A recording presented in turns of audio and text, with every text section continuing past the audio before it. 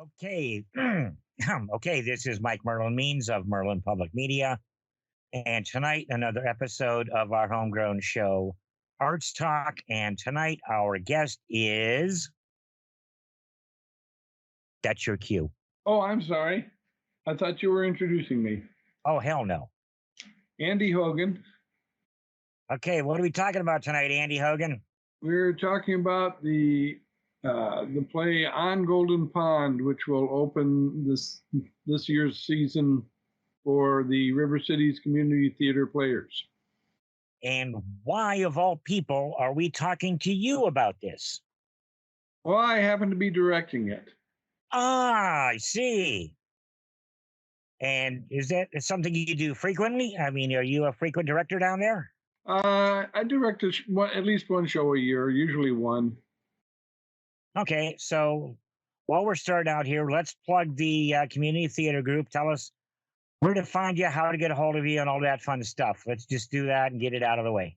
Okay, since we're here, I'll just say we have a Facebook page, which is River Cities Community Theater Players, and a website page which abbreviates that to rcctp.org. Either one's a good source of information. Either one will soon provide a link to buy tickets online to this show, or I believe to season tickets. Season tickets, is that a new thing? It's a new thing. Yes, it is. Wow, man, you guys are just constantly moving forward. Well, we do try, yes. Well, you're as trying as anybody I know, so. Yeah, oh, that's mutual, sir. Thank you. I appreciate that. I do. On Golden Pond, although it is a fairly well-known movie, give me a little bit of a synopsis. Don't give away anything, but give me the gist of the story here. Okay. It's described by the publisher as the love story of Ethel and Norman Thayer. They're an elderly couple. Norman is about to turn 80, and Ethel is in her late 60s.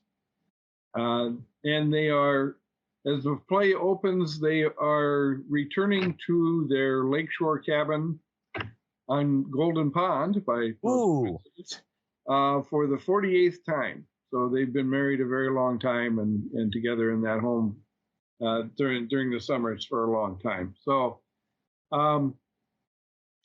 they're a wonderful older couple, and anyone who's been married for any long period of time know how older couples begin to communicate without having to say everything. Oh yeah, I got that here. And they have a daughter who is very close to her mother, but somewhat distanced from her father. And she and her fiance and her fiance's son come to visit on the lake. Mm-hmm. And Ethel convinces Norman to let the young boy stay for the rest of the trip while the two adults go off to Europe. And when they come back, they find that Norman has bonded with the boy very nicely and is much more relaxed in dealing with his daughter. And I'll let it go from there. That's good. That's about enough to give people a good hook. Let's go behind the scenes for a minute here before we go to the cast. Tell me about your crew. Who's helping you run this bad boy? My backstage manager is Ann Acevedo, and sound and lights are being run by the capable Nicole Caputo. She is, definitely. And I'm still working on the lighting, but the sound is well under control. Not a problem. The sound effects on this show are really pretty straightforward, so that's not a big problem for us. We also have we're going to have live telephone conversations, so that's going to be a little trick with the sound. What do you mean by that? I'm not sure I understand what you're talking about. Well, we're going to put people on microphones, which ordinarily are set up to deliver just beautiful, crystal clear sound. Yeah, but telephones aren't beautiful and crystal clear. They're very low bandwidth sound Right, devices right. with really tinny little speakers in them. And so we have to take the voices when they're on the telephone and make them sound tinny and, telephony. Well, that sounds to me like that might be easily done just by um, taking out all your mid and low EQ and just running it on the high end. That's a large part of it. Yes. Yes. Oh, so there's more. Hmm. Well, there can be. It depends on how complex we want to get with it. Yeah. One thing I'm just beginning to explore with our soundboard. It has digital sound effects or digital effects that can be applied, and there are a couple of them that look like they will be useful in that case. In this case, so I'm just starting to explore that. Well, that sounds like fun. I said earlier, you guys are always constantly growing and evolving and trying new stuff. And this is a solid script. So we've got behind the scenes, we got the director. Who's your cast? All right. Ethel and Norman Thayer are the two big parts in the show. They're involved in everything. One or the other of them is always on stage, if not both. Ethel is being played by Nancy Long, who has been with us for a very long time and has definitely shown her ability to handle major parts. Oh, yeah. And Norman Thayer is being portrayed by Mike Ronk, who only joined us at the beginning of last season, but who has some excellent background, and he has been a very steady worker for us. This is, I think, the largest role he's taken on for us, though. So he's a little stressed out about how he's doing on that, but he's doing fine. Well, yeah, and I don't expect, I'm going to interject here just for a second. I've worked with you as a director a number of times, and if you have faith in the actor portraying the part, then I think that's all I really need to hear. I mean, well, first of all, as a director, not going to shoot yourself in the foot. I mean, no. And you're a good judge of acting abilities. So, okay, we've got the two leads, and the rest of the cast is. Okay, the rest of the cast is the Ethel and Norma's daughter, Chelsea, is actually listed in the book as Chelsea Thayer Wayne because she's been married once. She's now single. And she is being portrayed by, oh dear. Oh man, you this is gonna look bad, man. You're gonna edit it, aren't you? No, this is straight off. Sorry, Amber McLean. It was the last name I was struggling with. She has been in several productions with us and is a very, very capable actress.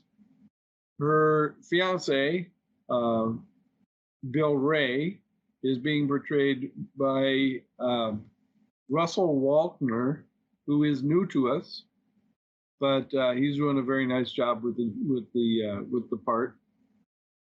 And his son, Bill Ray's son, Billy Ray Jr., is being played by Charlie Neville, who is a young lad that he's actually going to school at the Fort Mojave High School right now. Okay. So he's doing a fine job also. And the last character is a fairly small role, but an important one. The character's name is Charlie Martin. He's being played by Brian Burns, who has been a big contributor to our group for many years now and is very good in this role. It's a great role for him. Yeah, Brian's a heck of a guy. Yeah. Also a bit of a director. Yes, Brian also directs. In fact, he'll be directing the first show in 2023. So. Well, cool. Okay, so we've got the cast, we got the crew, we got the director, we got a synopsis. What Let's else? go. Let's go to. Is this set yours again? Are you designing and building the set? Yes, largely echoing the design that's in the book.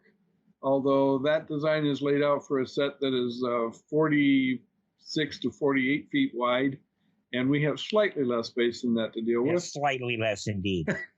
So we're pretty compressed, but yeah, we've been working hard on the set, especially on one element of it for certain. There's a large fieldstone micro fireplace. Ooh. On the set, and that is beginning to look really, really beautiful. Cool. And we have a whole separate crew of people with creative talents that I don't have, bringing that to life and making that look right. So is that going to be a practical fireplace? No, that was a joke, man. It's actually, however, we are doing that fireplace with the next show in mind. It's going to be reused in that also. So that's good on a detailed set piece to be able to get multiple uses out of it. Oh yeah, we're putting a lot of work into it to make sure it works for both. So there's that, and then the set itself is coming along very nicely. We just put together for the first time ever, I think, an actual working window that we can open and close. I don't think we've done that before. I think we did one that was sort of, it looked like a working window, but I don't think it actually slid. I think it actually went up and down. So again, sets are, how shall I say this? My least favorite part of the entire theater process.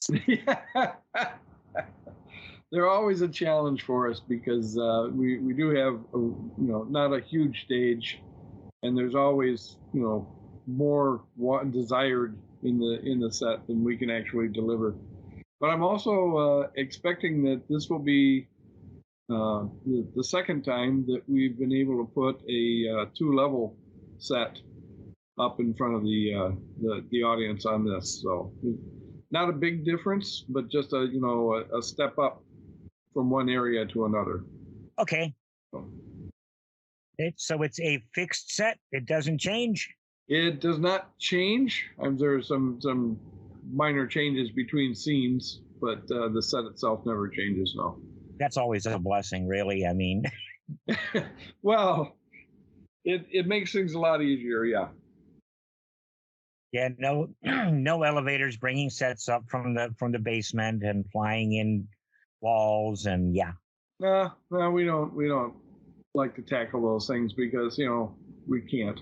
But well, we can't is you're limited by your production space. It's not that you don't have the skill. No, yes, do any of this. It's just the space does not support doing a lot of those things, and we're pushing the limits of what we can do in there.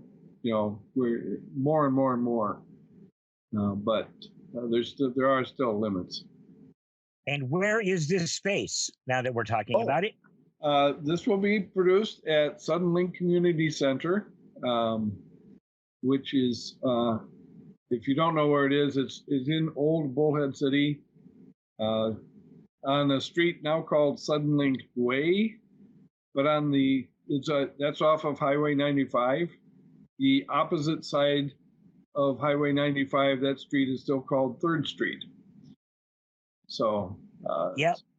When Sudden Link took that over, they got to name the street, which is kind of cool. Yes, Sudden Link got the street renamed after them when they put in the sponsorship of the whole facility, which is a Bullhead City Parks and Rec facility.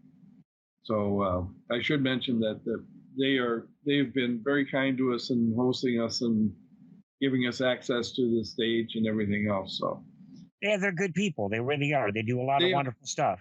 They are, and I think They have recognized what we're bringing to the community, and I hope that your audience recognizes it too and comes to see this, because this is really a delightful show. It really is. It's one of the best written scripts I've ever been involved with, either as an actor or a director. Just beautifully put together. So That's making a statement in and of itself. yes. So we got a shout out to the Sutherland Community Center and the Bullhead City Parks and Recs, which are hosting you and helping you through all this. And while I'm here, I'm going to give a howdy to my boy Cody. Yeah. Good man. He's a good man. Cody is excellent, very helpful, and very, very worth it. Very easy to work with. Wants everything to go well. So let's move off just a little bit and talk to me a little bit about that mouthful, River City Community Theater Players. Wow. Yeah. Yeah, that's why we usually just say RCCTP. But you're curious about where that comes from, or are you? No, not so much. But let's talk about the community theater organization as a whole, because that's what's allowing all this to happen in conjunction with Parks and Rec. So tell me about River City's Community Theater Players. Just an overview. Okay, the RCCTP actually started close to 11 years ago now. It's hard to believe it's been that long. Oh my God. And Yeah. I was there. Yes, you were. You and I and a large handful of other people. There's actually quite a few people that are still involved that were involved in the very first show that was done. And unfortunately, we seem to have been a major secret for a long time. But we're coming out of the shell on that. We're actually doing quite a bit right now. It's most of it's only just about to hit the airwaves and the streets and stuff on advertising, not not just for this show, but just to get the word out there that, hey, we're out here, we're putting on shows, we're doing a good job with it. We want everybody to come and see the shows. Just so people know we're here, and don't ignore us. Don't miss out on the fun because they're unaware of it. But we've been performing between 4 and 6 shows a year for a long time. We tried a little bit of everything. We did some shows in restaurants and some catered meals with shows. That's very, very complex, and we got away from that. We moved around a fair amount. We worked for a long time in the Colorado Place building at Riverview and Highway 95. And then we moved around again a little bit and wound up now at Sutherland Center, which is being a very good host to us right now. We've also spawned a children's theater, Ghostlight Children's Theater, which is growing, has grown quite quickly.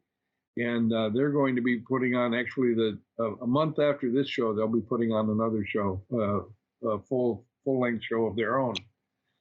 So, I mean, we're actually quite active. We're so active that the regulars get stressed out if they want to participate in all the shows. It can be quite demanding on the time. So, again, part of our effort right now in getting the word out about us is to stir up more interest and get some more people volunteering to help. Because it is an all-volunteer organization. It's a nonprofit. We're not out to make a buck off of it. We are doing this for the good of the community. So members, volunteers, etc., how does someone become a part of this project? They ask. we have monthly meetings usually, although right now, for example, there's not going to be a meeting in August because we have the 2 shows in production. On Golden Pond is in production and going on in early September. And then the Children's Theater just began rehearsals for their show that'll be on stage in October. So with that many people involved in doing, spending several days a week rehearsing and such, it's difficult to get enough people together to have an effective meeting. So, but we have regular meetings, usually monthly, and they're posted online. You can get the announcements both on the website and on the Facebook page. And all you have to do is show up and say, hey, I'd like to help somehow. And I'd like to emphasize that there are so many things that have to be done that have nothing to do with getting up on stage and having people stare at you while you try to deliver lines that, that maybe you remember, yeah. Maybe you don't. That's the scary part of it. But there's so many other things behind the scenes to get a show put on, and welcome the audience in, sell tickets, take tickets at the door, take care of refreshments, just publicity and all of the work to put together programs and advertisements for the shows and everything else. It's much more complex than just people getting up on stage and acting. There's I'm a behind the scenes guy. I got all of that. You've got set construction, carpenter skills. Always needed carpenter skills for you guys. Painting, costumes, props. I mean, there's nothing that goes on the stage has not been planned in detail many weeks in advance and worked on by many people. Yeah. It's the number of people that are involved in every show. If everyone did only one job, which most of us take on more than one job in a lot of cases, but if everyone only did one job, there'd be 40 or 50 people involved in every production easily. Mm-hmm. Yeah, it's one of those things that kind of goes unseen, and to a degree, it's supposed to be unseen. It should be. I mean, you should walk in and the curtains are closed, the lights go down, and you open up the curtains and you see the set, and it's just there. It's there to create the scene for you. But what you don't see is the weeks of work that went into creating it, putting it together, painting it, decorating, bringing all the props together. It's a tremendous amount of work, and that's just the set. Yeah. That doesn't reflect all the enormous amount of time the actors put in learning their parts and rehearsing them, getting all the stage directions correct. It's a huge effort, and it's when it's done properly and done well, the end result is fantastic, and that's what we all do it for, is to hear that applause and hear people reacting and saying, wow, that was a great show. Even the folks that work behind the scenes and backstage, or work, entirely up front on the publicity and stuff like that, they like to see that. They like to get that feedback from the audience as much as the people that are up on stage do. That's what, and I'm going to use the word we, that's what we do it for. Yeah. Is to make people happy, give them maybe a little bit of escape, occasionally make them think. But yeah, it's done for you and not for us. I mean, yes. We're handing you a piece of our life and hoping you're having a good time with it. That's right. It is entertainment. It's always meant to be entertaining. For the most part, we stick with upbeat shows with happy themes to them. We don't do the tense dramas and things like that. This show on Golden Pond is more of a drama than a comedy, although there's plenty of laughs in it. But it's not, it's not a downer of a show in any way at all. It's a very upbeat show in the way it resolves. So uh, we try to stay away from the ones that are, you know, that deliver a message, but it's not always a real positive ending to the show. So Yeah, I mean, even the downer show. I mean, you did one show that was a downer until the very end, and I was a part of that show, and it's to this day one of my favorite productions ever. Yes, MacArthur. Yes, I just love that show. That was a fabulous show. I'm very, very pleased we produced that. It for the audience that doesn't know, it was many years ago. It was called Waiting for MacArthur, and it was a show about the fall of Corregidor, which is an island in the Philippines. And yeah, it was a very, very tough show. And in fact, we invited World War II veterans to come to that show at a greatly reduced price. And World War I veterans we admitted for free. And we actually had, I remember clearly one night, there was one gentleman who left at intermission because he said, I know this story and I can't watch the rest of it. Yeah. It was that moving, that emotional for him. And you know that you're not going to get better praise than that. Really, honestly, that was wonderful praise. It was a very clear statement of that the show was being done so well. It was bringing back his live memories of all that. Yeah. So those kind of shows, I will still look for those shows and try to push them if we have the opportunity. But I'm very happy too doing comedies. I love doing comedies. I love getting the audience to laugh, both as a director and an actor, and it's a great deal of fun. And we've heard clearly from a large portion of our audience that they want the comedies too. They don't want downers. Yeah. But again, this show, you know, if people have seen the movie, there's some misconceptions about the show, but it's not a downer. It's a very positive show. Very nice show. I'm looking forward to see it. You know, I try to make everything you guys do now that I'm no longer able to be too much involved. Well, it's still room for you. It's theater. I mean, yeah. That's all I can really say. Theater is life. I mean, it's been a big part of my life since, my early teens, and I miss it. Yeah, we have a lot of people who first got their first taste of real theater in high school, maybe in junior high, and got away from it through their adult lives, and now they're coming back and saying, "Hey, yeah, can I get involved in this again?" It's a great thing to do.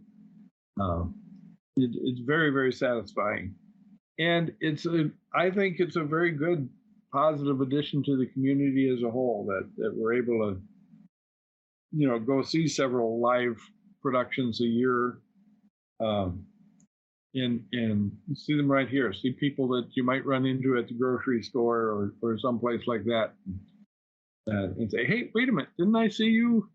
Weren't you doing this?" Mm-hmm. So it's good to have that. As a community, we are really kind of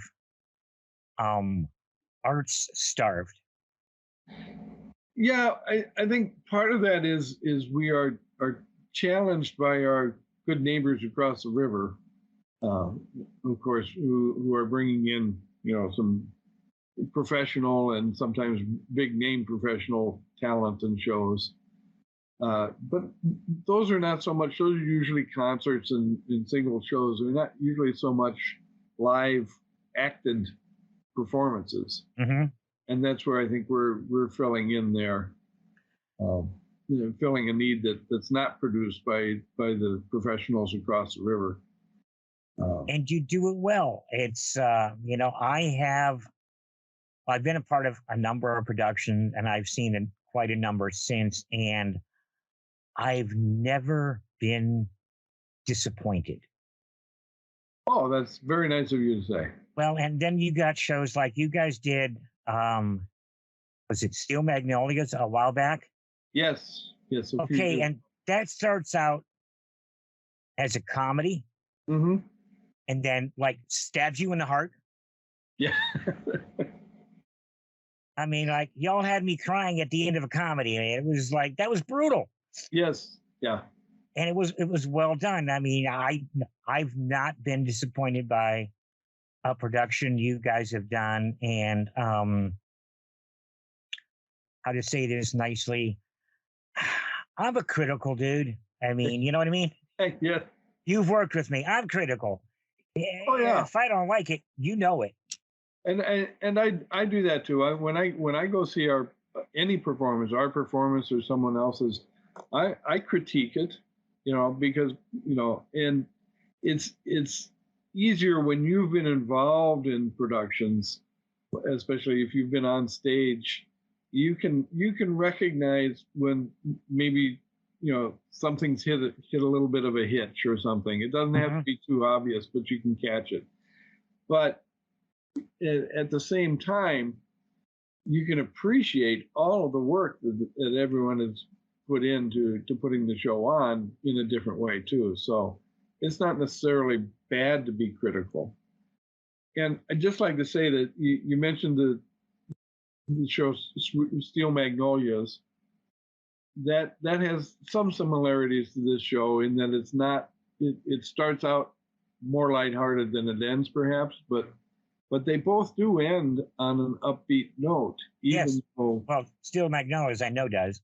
Yeah, even though during the telling of the story, there's some, I won't say tragedy, but there's some heavier stuff going on. Mm-hmm.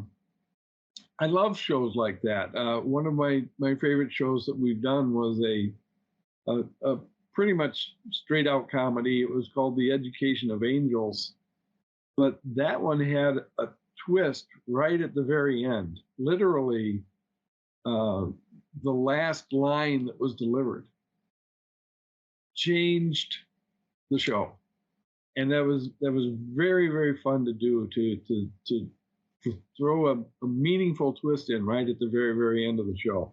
I love to see shows that are developed on more than one level like that have a lot of comedy in them, but have a good story to tell as well.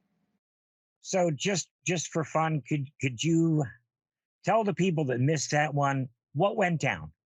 I mean, just a quick synopsis. In which one?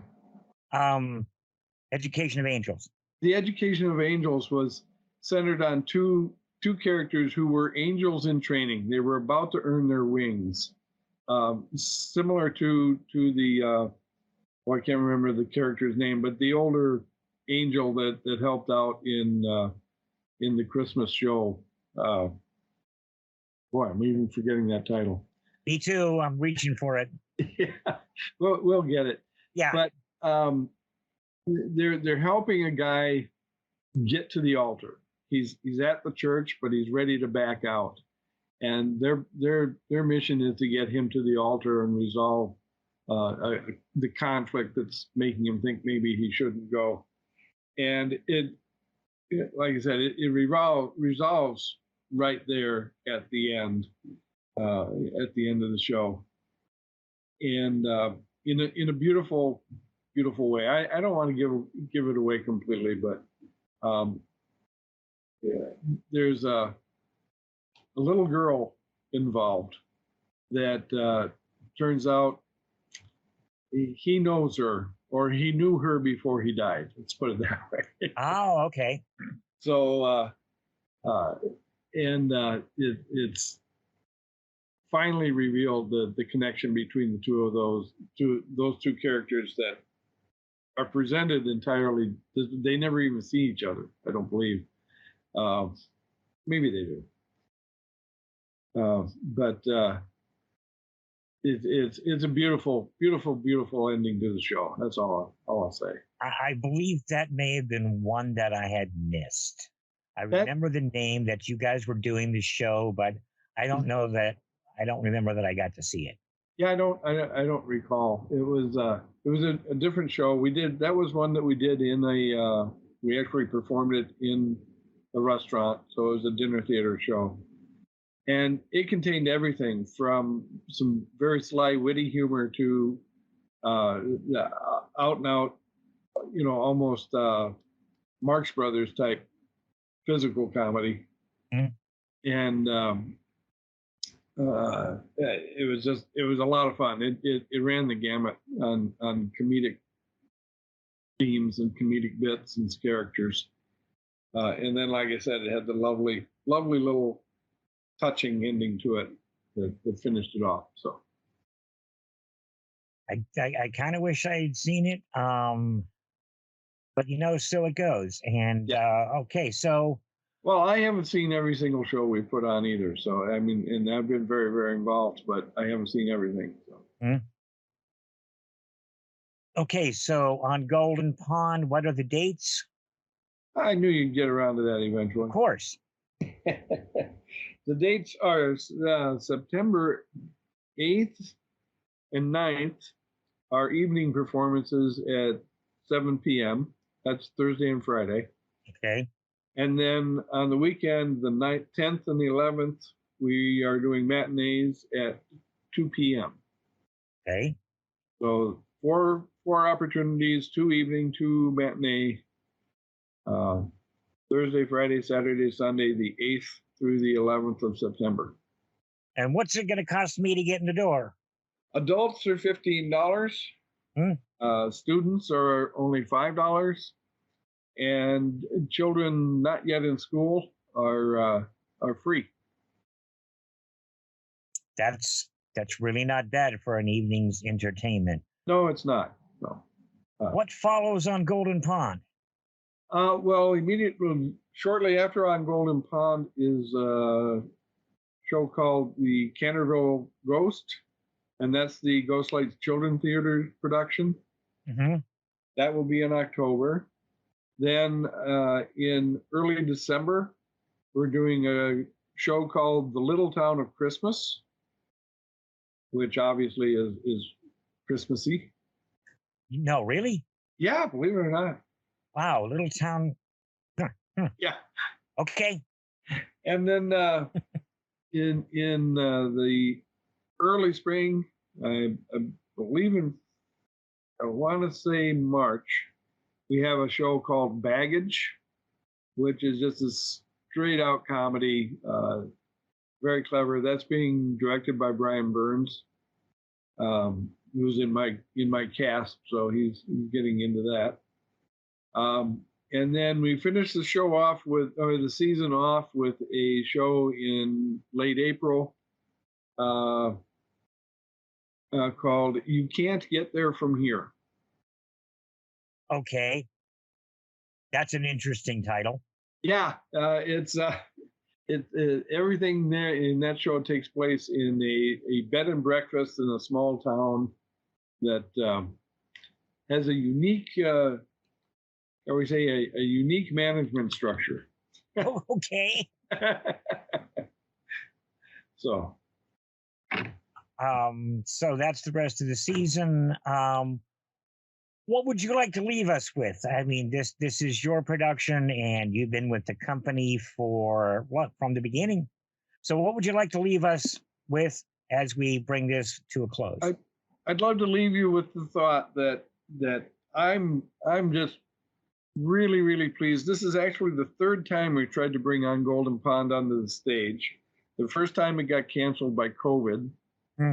The second time it got canceled by a director moving away from the area and forcing us to reshuffle the schedule. And unfortunately, Golden Pond got shoved back. So I'm so pleased to see us doing shows of this quality and this nature. And the other shows that follow are the ones that I've read, at least already, are of the same quality. They're very good shows. And we played around with some very inexpensive and not so well perhaps written or thought out productions in our early days, but we've really tried to get past that to good solid shows with with just excellent casts and excellent characterizations and good storylines. And on Golden Pond is one of the best we've taken on, so I'm really looking forward to seeing a good audience for it and impressing them and getting them to come back for the other shows as well. So we've been working very, very hard to become a good community theater, not just one you go to see because your friends are in the show. And I think we're there, and we're still making progress, as you say. We try to improve every show. We try to do a little better. Well, that's the goal. I mean, and you're talking about some of the less expensive, less thought out scripts in the early days. When you're starting out, you have to do what you can afford. That's right. Yeah, some of that was definitely money. The bottom line. Yeah, and we've gotten past the point where we have to, I like to put it to the set crews and stuff. We've gotten past the point where we have to reuse screws 5 times. Well, yeah, we can afford to use new screws to put the things together. So we're trying not to do any of those cheap, dodges any longer. So. And it all comes in time. So I'm going to ask you to do you and me a favor. What's that? I would like you or someone else from the company get behind a microphone, do a PSA for the show and the company, and ship it to me, and I will air it every 3 or 4 hours on my station, try and get you guys a fuller house. What do you think? I'm positive we can make that happen. Yeah, keep it under no more than a minute. Yeah. And I'll get that out there for you. Because, that's the whole reason I'm doing this, is to support arts and small business and have a little fun. So if you guys can throw that together, I will get it out there, and we'll try and get you a full house every single night. Okay. I will certainly put every effort I can behind that. I'm a little busy right now with this show. Just a tad. There are others, and that actually ties in very well with what we're doing and reaching out. And I mean, we're going to be running some paid advertisements and also some, a lot of, as many free plugs as we can get, through any media we can. Mm-hmm. We're actually making a concentrated effort to get the word out right now. So I'm sure that the people working on that will be happy to, as you say, get behind a microphone and put a PSA together for you. That'd be great, man. Yep. Thank you very much for the offer. Oh, not a problem. Not a problem. I do what I can. Everybody's got limits. I do what I can, and I'm trying to help arts and everything else in the community and, the local area. And can't everything be a metal band interview? That's right. And I will say one thing for you. I don't think RCCTP would be where it is without all of the attention and help that you've given us over the years. And just to have a resource like you in this area is just wonderful. And you've been very, very strong supporter of us since the very first show. And believe me, I appreciate everything you've done for us. Oh, it's a good thing this isn't video, because I'm blushing my face off here, man. Thank you. I really appreciate that. Thank you so much. Oh, you deserve it. All right, folks, we're gonna call it a night here. Check out on Golden Pond, River City's Community Theater Players. Find them on Facebook. Find their website. Buy a ticket. I'm assuming the paperwork's just a little bit easier if you buy in advance, but hey, if you don't want to, they've always got ticket sales at the door. They run out of space, chairs magically appear, so there's no such thing as overfilled. And go see some good live theater. Thank you, Andy. Thank you very much, Mike. I appreciate the time. All right, y'all have a good night. You too. Okay. Bye bye. Bye.